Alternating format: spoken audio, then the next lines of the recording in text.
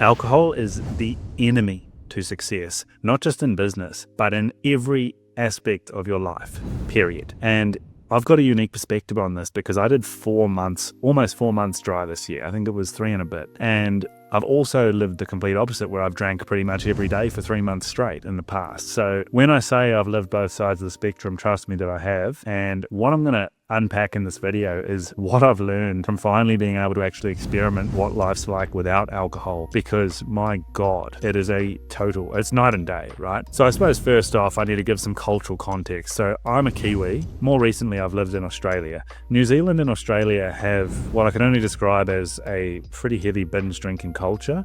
It's totally normalized. The reality there is, like, alcohol is part of the social fabric. It's literally the water that we swim in. People show up at your house with a box of beers on a Friday afternoon, totally uninvited. It's just, that's what we do. I'd be the dude rocking up with the beers, literally. And that's how I grew up. It's just literally the way we live. And so because of that, I never actually really got to experiment what it was like to not drink. Like, there's people, dry July exists over there and a few people do it, but even then, that's only 4 weeks. Usually it's followed by a bit of a bender in August, or you're at least you're back on. Very few people, or at least very few times that I've noticed people staying dry for extended periods beyond just a few weeks or a month. And I personally never really did. I think I might have gone maybe 6 weeks in the past when I was really focused on an objective or something, but it's just basically impossible because something always comes up where you succumb to social pressure. So I never really got to properly experience life for an extended period without alcohol until this year. One thing that I hate about alcohol, that I've always hated, is sort of what it does to people that are alcoholics, in the sense that something hurts usually. It's usually driven by,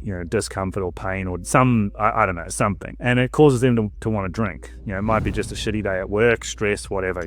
Fuck it, I'm going to the pub, gonna have a drink. And you go get on the piss and you don't address whatever the actual root cause of what's causing you that mental pain is. And what happens when you ignore problems is that they compound. And in the same way that, consistent good actions compound for the better, bad things that are ignored tend to compound for the worst. And so this is a very dangerous cycle that I see in people that are alcoholics, that consume, they get on the piss literally 7 days a week, is that something hurts, they get on the piss, the problem gets worse. So what do? Then they just drink more. And it's a form of sedation, and really it mutes feedback from reality and makes their problems just stack to the point where they become completely insurmountable. And what do you do when you've got a stack of fucking insurmountable problems? You just go and get pissed because there's literally nothing else. At that point, the problem's so big it can't even be solved. And so that is a bit of a hell trap that I've seen play out in real life for too many people close to me. And it's like, I've always sort of had that bone to pick with alcohol. So what happened this year? Well, the only way that I was actually able to properly experiment what life's like without drinking is I literally got on a plane and flew the fuck to the other side of the world. I landed in New York City, didn't know anybody, and I had a clear list of goals that I needed to achieve in the 3 months that I was going to be there for. And so I decided I'm gonna,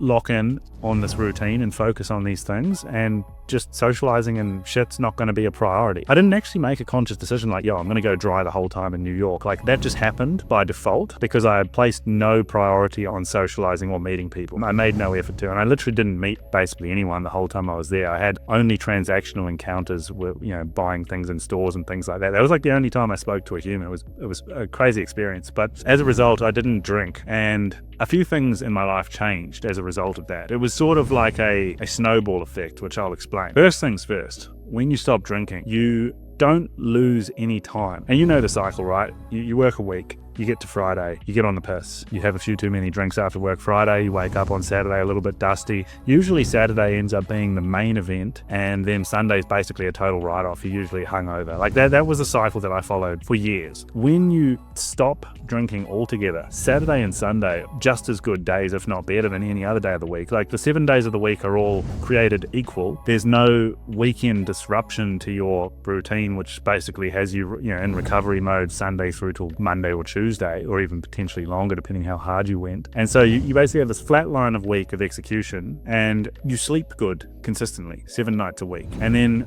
as a result of that, your baseline energy and focus and cognition increases, and you start realizing you've got more time at a higher baseline, feeling better. You use that time productively to go, well, why don't I do better at this and that and this? And those for me were things like, why don't I lock in my diet and get my diet fully optimized, healthy, and get my macros perfect and under control? Why don't I lock in my training program at the gym? And why don't I set these blocks of work and lock in on my business? And like all of those things, I locked in on all of them and followed the routine relentlessly, and nothing disrupted it. And it just I started to notice everything getting better across all of those different domains of my life. And then after several weeks, I'd made so much progress. I was like, wow, this is a fucking game changer. I looked totally different in the mirror. I was getting so much more out of each day, and I just was feeling so good. And with the diet, I went the extra step and fully looked at and this was just something that I got used to feeling so good. I was like, can I feel even better than this? And I basically went to use ChatGPT to help me sort of optimize my diet, make sure that my intake of all the electrolytes and micronutrients was basically perfect for my size and my level of energy burn, training and stuff each day. And I got all of that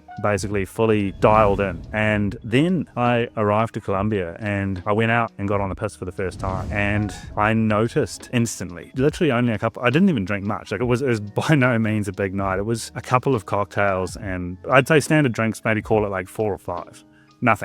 Nothing compared to the old days. And I felt like a pile of shit the next day. And the only way I could tell, because objectively, right, this is the crazy thing, I didn't actually have a hangover. What I used, I recall back to when I lived in New Zealand, Australia, when I define feeling like shit, my God, you're literally bedridden, you're unable to move, you can't do anything. That was a hangover. It was nausea in bed, cold sweats, hell. This time, when I say I felt like shit, it was I was still functional. I was able to get up, go to the gym, go for a run, go to work, but I just mentally, the level of, I noticed, because I've been running at such a high baseline, I noticed that, the brain fog, the cognition, and just how I felt overall in terms of my drive and ambition and shit, everything just sort of felt like it had just been dragged down. And it didn't last one day, it sort of carried into the next day as well. I was just that small amount of drinks, I noticed that the sleep I got was significantly worse, and it's that means the whole next day you're playing catch up. And it was quite a shocking revelation. The most crazy thing out of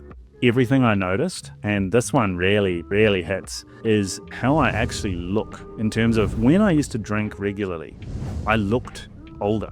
I don't really know what it was. I will literally put a photo to prove that I'm not talking shit. I'll get the editor to slot in a photo from 3 years ago into this video.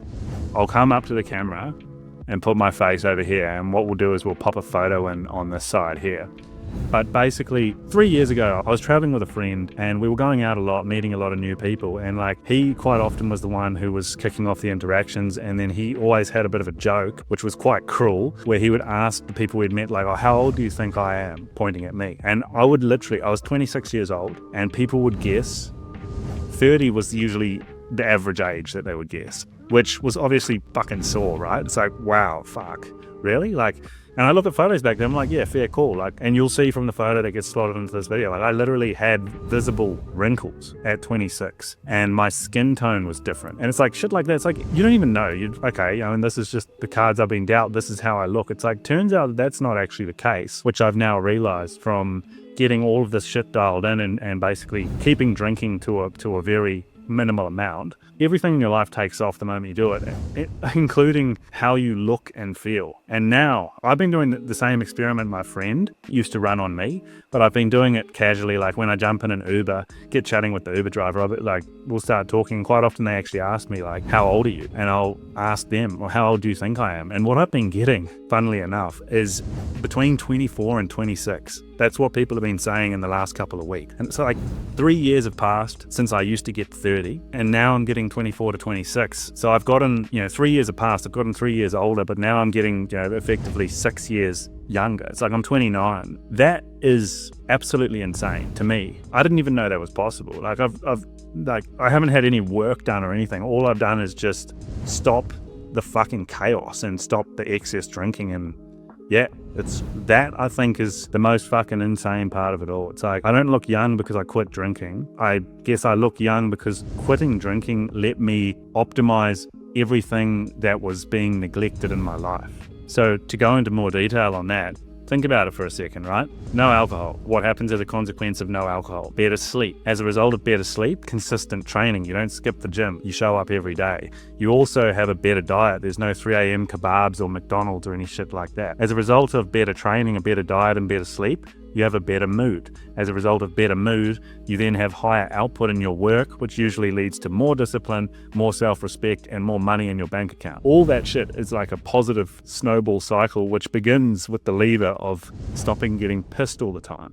It's crazy. It's really crazy. But I look back to how did it take me so long to get to this state? And it's like, really, the main variable that was removed was just the constant onslaught of alcohol. So there you go. And now I view it really as it's a recurring tax on clarity and confidence. It's like every single drink you have today delays tomorrow's compounding. I still like drinking, but my God, it is lethal when you're a business owner, when you're building a business. One low output day just completely breaks all the momentum you've been building, and it can take weeks to recover from it. So what do I do now? So I want to clarify, I'm not anti-alcohol by any means. It's just that now I've realized the place it has in my life. It's no longer a central part of my life or something I rely on as a social outlet. It's like I basically run a rules-based system where alcohol is now low dosage only and never during periods where I've got high stakes work on, and it's only done socially. And it's usually tied to things where I'm already in a good mental space, and it's simply just going to lift that state to an even higher level. There's no drinking just for the sake of fuck it, like